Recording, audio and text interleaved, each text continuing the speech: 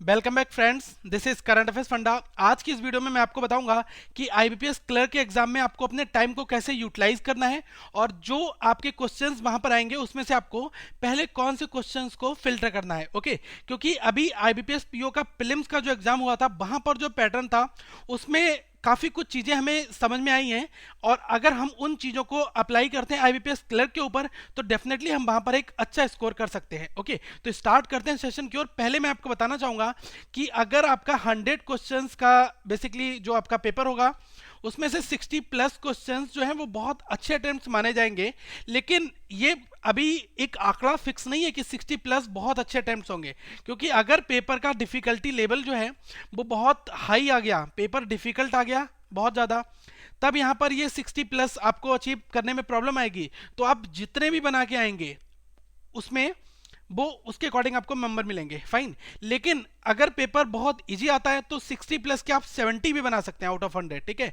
तो अभी इस आंकड़े पर मत जाना, लेकिन मैं आपको एक जनरल अटेम्प्ट में बताऊं कि अगर पेपर एक मॉडरेट लेवल का आता है तो वहां पर अगर हम 60 क्वेश्चंस बनाकर आते हैं तो वहां पर एक अच्छा स्कोर ये दोस्तों बेसिकली माना जाएगा। ओके, स्टार्ट करते हैं सेशन की ओर।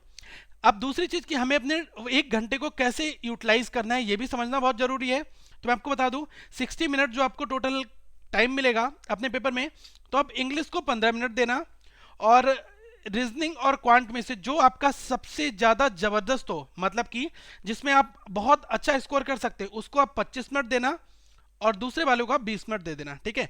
तो मैंने यहाँ पर क्वांट में आपको 25 मिनट दिए क्योंकि क्वांट में थोड़ी सी प्रॉब्लम लोगों को आती है और वहां पर ज्यादा क्वेश्चन अटेम्प्ट नहीं हो पाते। रीजनिंग में तो 20 मिनट में हम कोशिश करते हैं 20 से 25 क्वेश्चन बना लेते हैं, लेकिन क्वांट में 25 मिनट में 25 क्वेश्चन बनाने में प्रॉब्लम आती है। इसलिए आप ये मान के चलिए कि हमें इस टाइम के अकॉर्डिंग सेटिंग करनी है। बाकी जिन लोगों ने प्रैक्टिस सेट ऑलरेडी सॉल्व किए हैं ऑनलाइन तो उनको उनका टाइम मैनेजमेंट खुद पता होगा कि कौन से सेक्शन में कितना टाइम हमें देना है। ओके, लेकिन एक जनरल कैंडिडेट की अगर मैं बात करूं तो ये बेस्ट टाइम रहेगा, एप्रोप्रिएट टाइम मैनेजमेंट है, इसको आप फॉलो कर सकते हैं। ओके, अब बात करते हैं कि रीजनिंग में आपके कौन से टॉपिक वहां पर 100% आपको दिखाई देंगे। ओके, तो सबसे पहले यहां पर ध्यान देना कि रीजनिंग में आपको सैलोगिज्म जो है वो आपका 5 मार्क्स का 100% आपको दिखाई देगा और जो आपका 5 मार्क्स का इनइक्वालिटी है ये भी आपको वहां पर दिखाई देगा, ठीक है। तो ये यहां से हम अपने 10 मार्क्स के क्वेश्चंस बना सकते हैं। कुछ लोगों को डाउट होगा कि इनइक्वालिटी में कौन से क्वेश्चंस होंगे, वो आपके स्टेटमेंट वाइज होंगे, ये मैं अभी आपको बता दे रहा हूं, ठीक है। इनपुट आउटपुट का क्वेश्चन आपका इसमें यहाँ पर तो नहीं आएगा, लेकिन बहुत रेयरली कि आपसे बहुत इजी सा एक क्वेश्चन पूछ लिया जाए कभी कभार, ठीक है। तो फिर भी मैंने इसमें इंक्लूड कर दिया, अगर आपने पढ़ा है तो वेल एंड गुड, वैसे ये एग्जाम्स में नहीं आएगा। कोडिंग डिकोडिंग का क्वेश्चन में भी पॉसिबिलिटी है कि ये आ सकता है। अब बात करूंगा बड़े टॉपिक की, जैसे कि आपका सीटिंग अरेंजमेंट का टॉपिक हो या फिर पजल्स का हो, तो ये आप वहां पर मान के चलो कि आपको 10 नंबर के वहां पर सीटिंग अरेंजमेंट और पजल्स मिल जाएंगे। फिर आपको मिसेलिनियस के क्वेश्चंस मिलेंगे जिसमें आपका ब्लड रिलेशन होता है। ओके, ब्लड रिलेशन के क्वेश्चन यही अल्टीमेटली हर एक एग्जाम का सिलेबस भी होता है, लेकिन क्लर्क में ये बेटेज आपका रहेगा। तो आप देख लो कि आपको कौन सा टॉपिक बहुत अच्छा आता है और एग्जाम्स में आपको सबसे पहले उन्हीं क्वेश्चन को दिखाई दिया, आता है तो करा, नहीं तो उसको छोड़ दिया, ये फॉलो करना, ठीक है। लेकिन आप स्टार्ट केवल उस सेशन से करना जिसमें आप बहुत ज्यादा कॉन्फिडेंट हो, क्योंकि इससे क्या होगा, आपका कॉन्फिडेंस बहुत ज्यादा बूस्ट हो जाएगा। ओके, यही बात मैंने यहां पर भी आपको बताई है। ओके, नेक्स्ट अगर मैं बात करूं क्वांट की, तो क्वांट में क्या स्ट्रेटजी रहनी चाहिए। क्वांट में अभी आप देख लो कि जो अप्रोक्सीमेशन या फिर सिंप्लीफिकेशन का पोर्शन है ये आपका 5 to 10 मार्क्स का वहां पर आ सकता है, ठीक है। ये चीज आपकी वहां पर बनेगी। दूसरी चीज अगर मैं बात करूं नंबर सीरीज की, तो आपके 5 क्वेश्चन जो है वो नंबर सीरीज के वहां पर आएंगे। ओके, 2 सेक्शन आपके हो गए कंप्लीट। फिर आप क्वाड्रेटिक का इजी वाला सेक्शन आप मान के चलो कि 5 नंबर का आपका क्वाड्रेटिक बहुत आसान आएगा, ठीक है, बहुत ज्यादा टिपिकल नहीं आता है, बेसिक फंडामेंटल पूछे जाते हैं क्वाड्रेटिक में, क्योंकि आईबीपीएस चाहता है कि जितनी भी भीड़ है इसमें से जो लोग एग्जाम की प्रिपरेशन नहीं कर रहे हैं, जिन्होंने कर दिया कि चलो फॉर्म फिल कर दो देखा जाएगा, तुक्के मार के आ जाएंगे, तो ऐसे लोग एग्जाम्स में सबसे पहले बाहर हो जाते हैं। बहुत रेयरली तुक्के मारने वाला पास होता है आईबीपीएस में, वैसे तो नहीं होता है, लेकिन जिन लोगों ने सीरियसली मेहनत की है वो क्लर्क लेवल को बहुत आसानी से क्वालिफाई कर सकते हैं। केवल वहां पर उन्हें पेशेंस रखना है और जितना उनको आता है उसको वहां पर 100% अपनी पॉजिटिव एनर्जी के साथ में एग्जाम को क्वालिफाई करना है, ठीक है। अब आपके कम से कम 10 से 15 क्वेश्चन तो बेसिक अरिथमेटिक के बन जाते हैं, मतलब जो आपके मिसेलनियस का सेक्शन होता है, ठीक है। मेजर पोर्शन आपका डेटा इंटरप्रिटेशन भी रहता है। क्या होता है, 2 डीआई आपकी डेटा इंटरप्रिटेशन से भी आ जाती है। एक आपकी टेबल डीआई पूछ ली जाती है, एक आपकी पूछ ली जाती है लाइन ग्राफ, बार ग्राफ या फिर पाई चार्ट।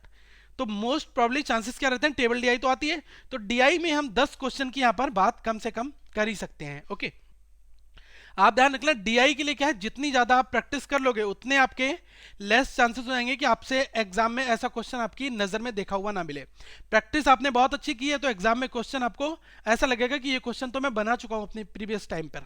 ओके, लेकिन आप डीआई की प्रैक्टिस कम करोगे तब आपको वहां पर नई नई चीजें लगती हैं, फिर आप कहते हैं डिग्री का क्वेश्चन उसके साथ पूछ लिया, ये उसके साथ पूछ लिया, तो वहां पर प्रॉब्लम्स आ जाती हैं। तो ये दो क्वेश्चन हम दो सेक्शन वहां से बना सकते हैं।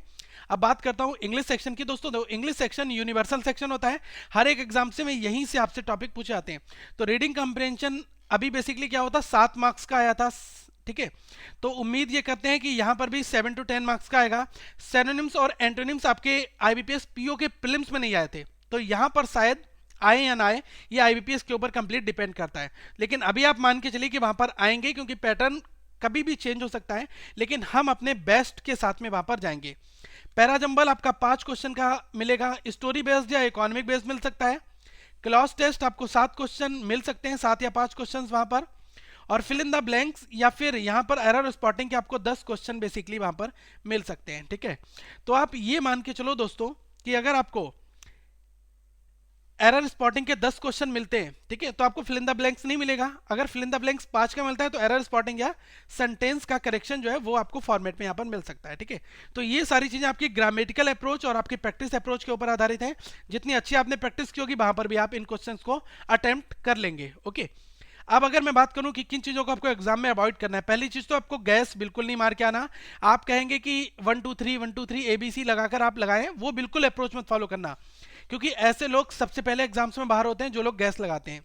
और किसी भी एक क्वेश्चन के ऊपर बहुत ज्यादा टाइम वेस्ट मत करना, क्योंकि आपके पास में 100 क्वेश्चन होंगे और आपको इसमें से बहुत अच्छे अच्छे हर एक सेक्शन से मिलाकर 60 से 70 क्वेश्चन मैं बता रहा हूं लगभग आप देख सकते हैं। अगर आपने विजिट कर लिए तो आपको ये क्वेश्चन बन जाएंगे, लेकिन ये आंकड़ा तब बता रहा हूं जब पेपर इजी होगा। अगर पेपर का लेवल टफ है तो व्हाटएवर जितने भी क्वेश्चन आप बना के आते हैं वो अपने आप में 100% आंकड़े में आते हैं। क्योंकि अगर पेपर आपके लिए टफ है तो देखिए यहाँ पर 5 लोग हैं, ठीक है, बहुत लाइव एग्जाम्पल दे रहा हूं। सपोज करो यहाँ पर ये 5 लोग हैं और पेपर टफ आ गया, तो ये मिस्टर है, इनको लग रहा है पेपर टफ है, तो इनके लिए भी पेपर टफ होगा, इनके लिए भी पेपर टफ होगा, और ये इनके लिए भी पेपर टफ होगा। शायद ये इतने एक्स्ट्राऑर्डिनरी हो, इनके लिए पेपर इजी हो जाए। तो आईबीपीएस जो कट ऑफ बनाता है वो अल्टीमेटली ओवरऑल को कंसीडर करते हुए बनाता है। अगर आपको पेपर टफ लग रहा है, आपने ईमानदारी से प्रिपरेशन की है, तो आपका जो कंप्लीटर होगा उसके लिए भी पेपर टफ लगेगा। तो कभी भी ये मत सोचना कि पेपर टफ आ गया अब इसमें मैं बहुत सारे क्वेश्चन जल्दी जल्दी में बना दूं, तो ये गलतियां मत करना। क्योंकि कुछ लोगों की जिनकी एक्यूरेसी बहुत अच्छी होती है उनको +1 +2 मार्क्स ऐसे ही मिलते हैं। ये चीजें आपने आरआरबी में देखी होंगी। आरआरबी में कुछ लोगों ने क्या किया कि 53 क्वेश्चन अटेम्प्ट किए, उनके नंबर आए 54.50, 1 से 1.5 नंबर का फर्क पड़ा है। एक्यूरेसी ऑलवेज मैटर करती है, और प्रीलिम्स केवल क्वालिफाइंग इन नेचर है, तो वहां पर आपको हड़बड़ाना नहीं है। जितने क्वेश्चंस आते हैं उतने बनाने हैं, ईमानदारी से सारे क्वेश्चंस पॉजिटिव एनर्जी के साथ हमें करने हैं। और प्रीलिम्स में क्वालिफाई करने के बाद में सारी कहानी हमारी मेंस पर आ जाती है कि मेंस में हमें बहुत अच्छा वहां पर देकर आना है, ठीक है। तो देखो मॉक एक फाइनल एग्जाम से पहले दे दो और उसमें देख लो कि आपका इवेल्युएशन क्या है, और आपका जो वीक एरिया है उसको आप रिवाइज कर लो एग्जाम से पहले 2 दिन में, यही तो कर सकते हैं हम। तो इस वीडियो के साथ हम अपनी इस सेशन को एंड करते हैं दोस्तों। All the best for your upcoming exams, और अपना बेस्ट दे के आना। आई होप कि आप अच्छा करेंगे। Thank you friends, have a good day.